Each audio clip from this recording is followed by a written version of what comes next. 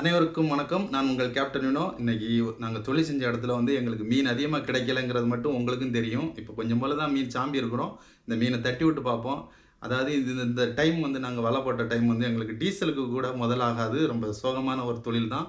என்ன மீன்லாம் கிடக்கு அப்படின்னு சொல்லிட்டு இப்போ தட்டி விட்டோன்னு பார்த்துக்குருவோம்.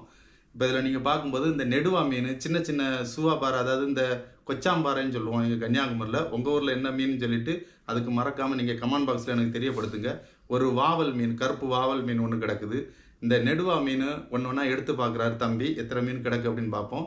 இதில் தண்ணி பாட்டில், காலி பாட்டில் கிடக்குங்க. இது எப்படி வந்துச்சு அப்படின்னு பார்த்தீங்கன்னா, நாட்டு படகுக்காரங்க இந்த கனவா பிடிக்கிறதுக்காக தென்னமர கிளாஞ்சியும் இந்த தண்ணி பாட்டில் இந்த பார் பகுதியில் தாத்து வச்சு கனவா பிடிக்கிறதுக்காக பயன்படுத்த தான் எங்கள் வலையில் மாட்டியிருக்குது.